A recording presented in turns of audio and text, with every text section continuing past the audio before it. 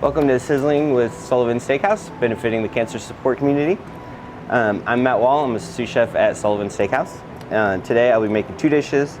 I'll be making a cream spinach. It's one of our signature side dishes, and also seared sea scallops with a shallot Dijon vinaigrette. The first thing you want to do is get everything together for your recipe. I have our melted butter, onion that I'll be dicing, kosher salt, black pepper, minced garlic, nutmeg, fresh Parmesan cheese, cream cheese, heavy cream, and frozen spinach that I've thawed and wrung out with a towel to get all the moisture out of it. So the first thing I'm going to do is chop my onion. You just want to take both ends off. And you can keep the ends for stock. Peel it.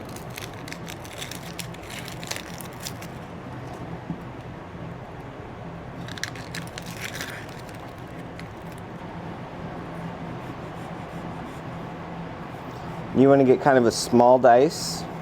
Doesn't have to be perfect.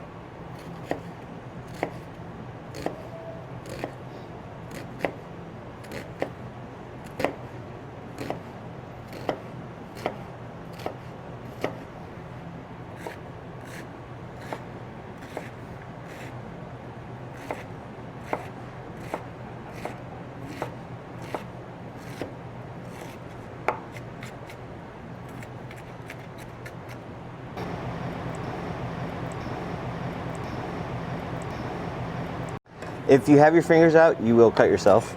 You try to put your fingers in like this and use your knuckles as a guide,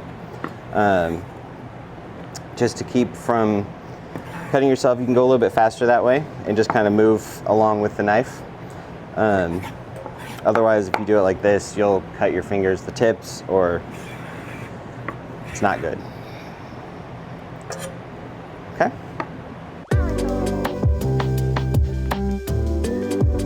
Now for the scallops, what you want to do is when you get your scallops, you want to order dry pack scallops. Otherwise, they'll injected with solution that'll kind of leach out when you cook them. Dry scallops, you don't have to worry about that. And you want to take off the abductor muscle. It's this little muscle right here. It's what connects the scallop to the shell. And if you cook that, I mean, it's edible and everything, but it's really tough. So it shouldn't be, you don't want to eat it. So I'm going to take those off of all of our scallops. And those are just trash. Okay. And then we just want to pat them dry, just from any residual moisture. That'll just help them get a lot better sear.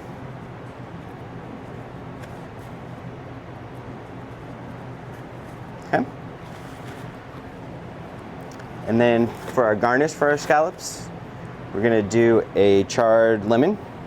So you just want to take both the ends off and cut it right down the center. Take any seeds out that you can see.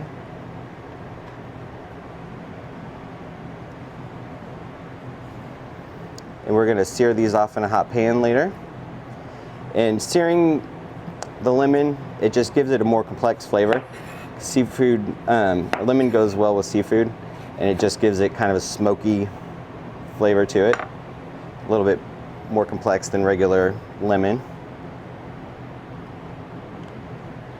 Okay, those are ready. Moving to the stovetop now to start our cream spinach. First thing we're going to do is make sure we have all of our ingredients ready. We have our sauce pot. We're going to put it on about medium heat. Let it get hot for just a second. And then we're going to add our melted butter.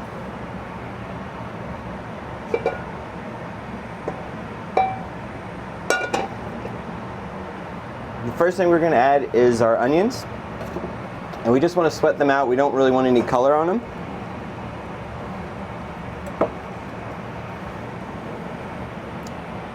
Might up the heat just a little bit.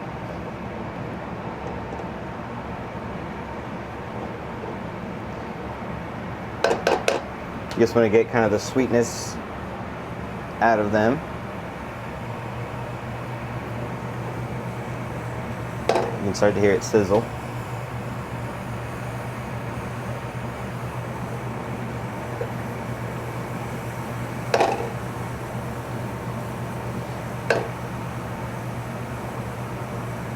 You just want them to get translucent.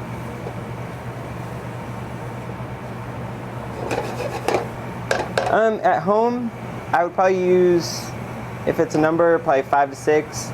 If you have gas, medium high. You just don't want to burn. You want to kind of stir them, not constantly, but just keep them moving a little bit.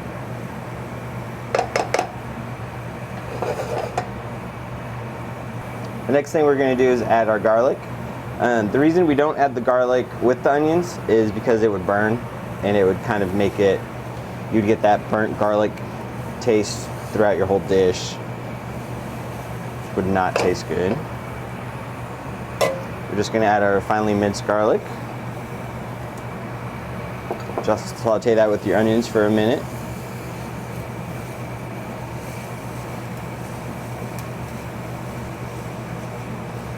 You can hear it.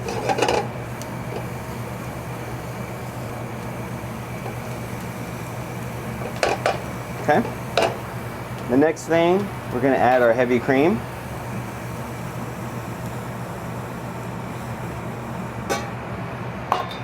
We just want to reduce that for a few minutes, let it thicken up.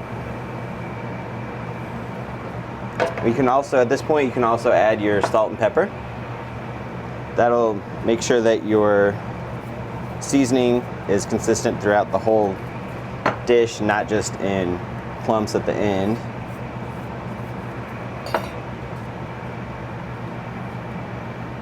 At this point, you really have to watch it, because if your heat's on too high, the cream can boil over. You want it to kind of bubble up and simmer.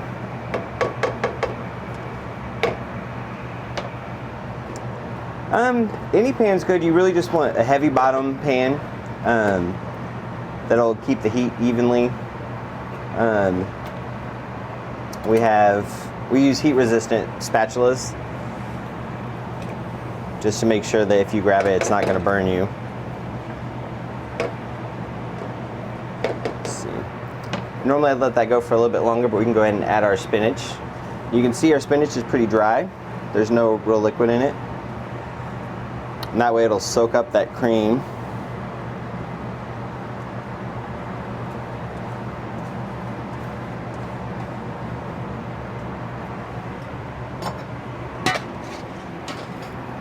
Now you just want to whisk it just to incorporate everything. You can see the spinach is a nice bright green color. You don't want to cook it for too long, otherwise it could be like olive green and it wouldn't be very fresh looking. Turn down our heat a little bit. You just want to make sure there aren't any clumps of spinach throughout. And the next thing we're going to do is add our cream cheese. And I like to just tear it up in little pieces, makes it easier to melt throughout the whole dish.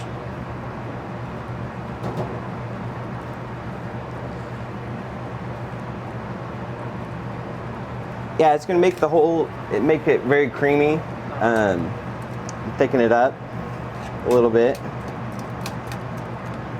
And this is good by itself. We serve it as a side dish at the restaurant, but at home, you could use it for a dip. You can add things to it.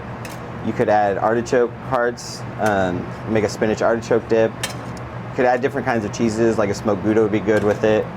Or sometimes we add crab meat and you just serve it with toast points. It's really good by itself too. And you can definitely cook this ahead of time also. Just get to this point when we add all of our ingredients and just cool it down. And then right before you serve it, you just want to heat it up and it's good to go. Okay. So now you can see there aren't really any chunks of the cream cheese. It's kind of everything's incorporated. So the last two things that we add are our fresh shredded Parmesan cheese. We're going to save some for a garnish too. And our grated nutmeg. Nutmeg and spinach are just a classic combo. Just kind of gives it a little more complex flavor.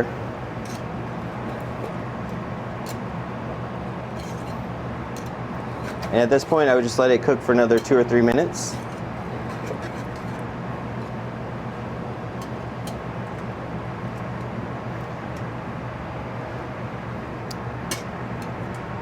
And it's ready to go. Basically, all you want to do is just make sure that the spinach itself is cooked, that it's soaked up a lot of the moisture, and it won't be like chewy. It'll just be very creamy and a little bit softer, just a softer texture with the spinach. And we use frozen spinach because it's a lot more consistent. You can use fresh spinach, but it's going to take a lot to get it down to this much. You could also use kale. Kale's a really good green to use with it. And just follow the same recipe basically, and you just want to get rid of any of the excess moisture before you add it.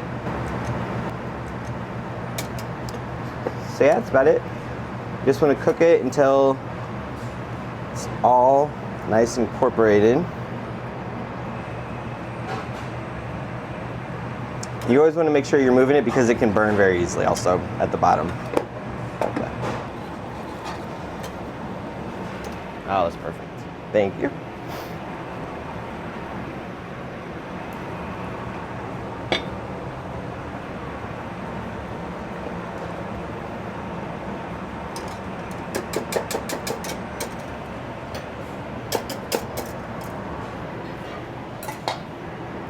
Okay, and when you go to plate it, it is very hot, so you always want to be careful.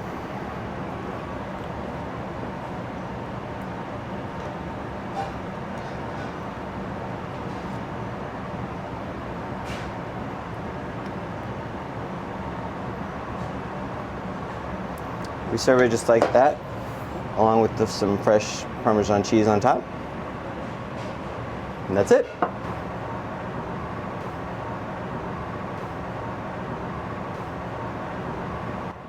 We add the Parmesan cheese on top because it looks nice and it just gives it a little bit of a salty kick at the end.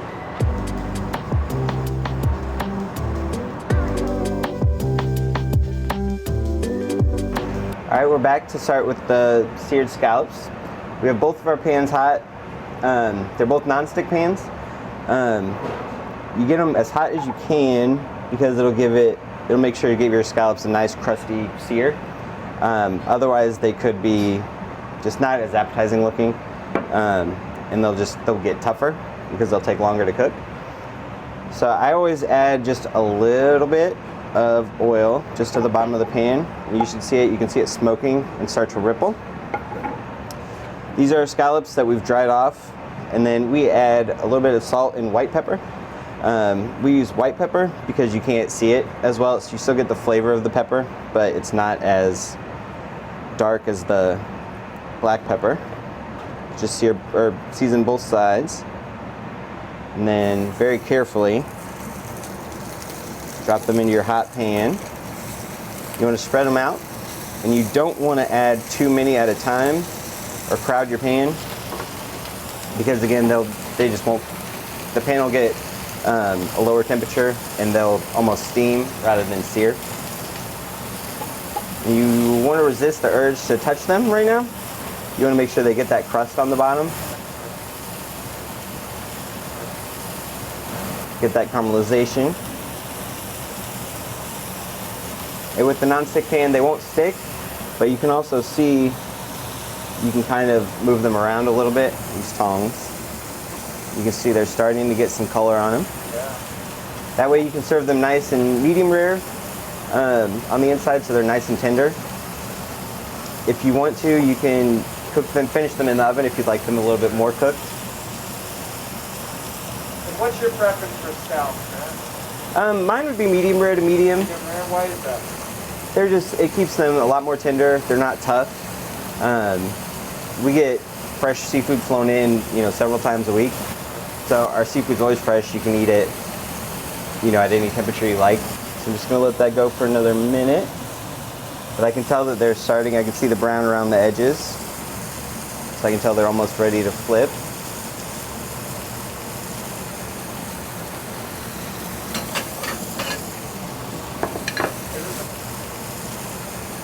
This is very popular. We sell a lot of these on the weekend, especially. Yeah, that's what we're looking for. Maybe just a little bit darker. And with the non-stick pan, it's nice because you don't have to worry about them sticking at all. Sometimes they're very delicate and they can tear. So we definitely, at the restaurant, we don't want to serve, a broken scallop. We always want them to look as best as they can. And these, you want to keep the heat on pretty high the whole time. And then we'll go ahead and flip them. Yep, that's exactly what we're looking for. Nice golden brown. Yeah, and again, that's why you want to get the dry packed scallops, because a lot of times lower quality scallops, they inject them with like a brining solution, and it'll leach that out. And you can see we really don't have any liquid in the pan other than the oil that we added. That's a sign of a really good fresh scallop.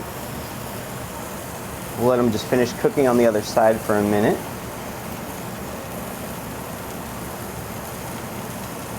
And at this point, I would serve them right away. You can, hold them for a few minutes and just heat them back up really fast, if you'd like. Just looking for a little bit more color on the other side. But yeah, the biggest thing is you just don't want to touch them a lot. Like, pretty much just leave them on the pan until you can see that they're getting nice and golden brown, and then flip them, cook them until they're done, which is about a minute, and then they're good to go. Yep. I'll go ahead and take them off the heat.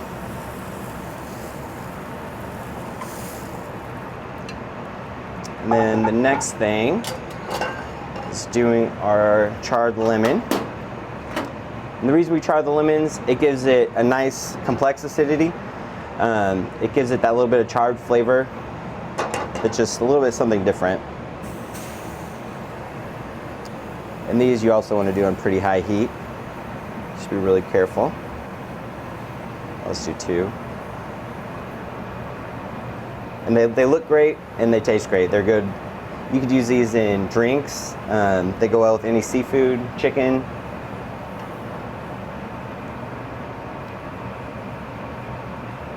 And these will be just in a dry pan. And it doesn't necessarily have to be a non-stick. They don't really stick to anything.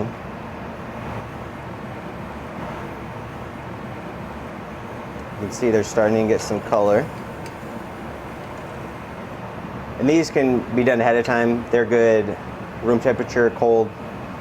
So if you have a dinner party or something, you can have that ready just as a garnish. Yeah, every day at the restaurant we do about 20 to 30 of them. We serve with all of our seafood.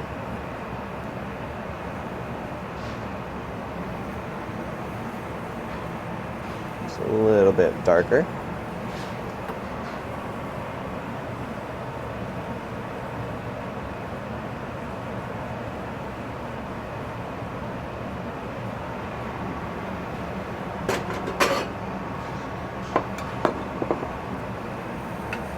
And that's it. It's just about perfect. That's what you're looking for. and then move on to plating them. Okay, and then to plate, we have our scallops. Just going to arrange them nice and spread out. We put our charred lemon in the center. We're going to garnish it with a shallot Dijon vinaigrette.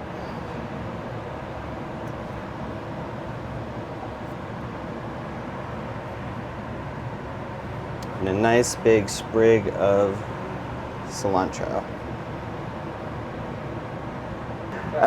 It just looks great, and it just adds kind of a fresh flavor to the dish.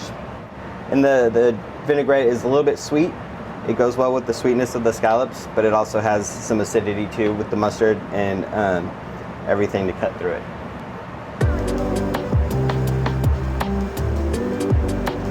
Thank you for joining us. This was Sizzling with Sullivan Steakhouse, benefiting the cancer support community.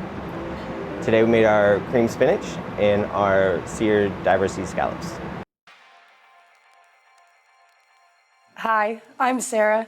Today I'll be making a French 75 for Sizzling at Sullivan's, benefiting the cancer support community.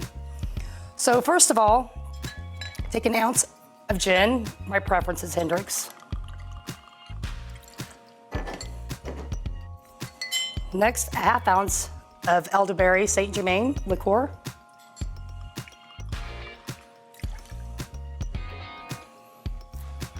Half ounce of fresh lemon juice. 1/4 ounce of simple syrup, which is 1-to-1 sugar and water.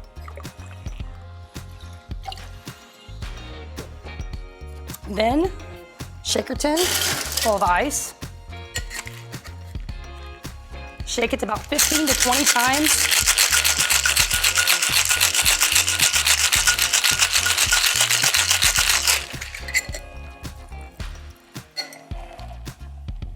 Strain into a martini glass.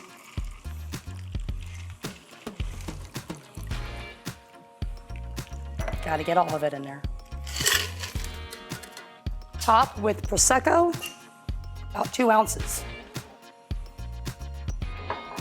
To top it off, fresh lemon twist.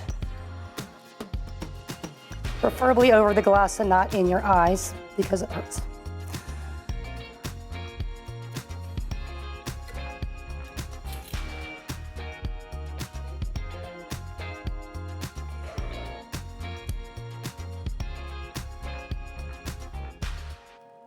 Cheers.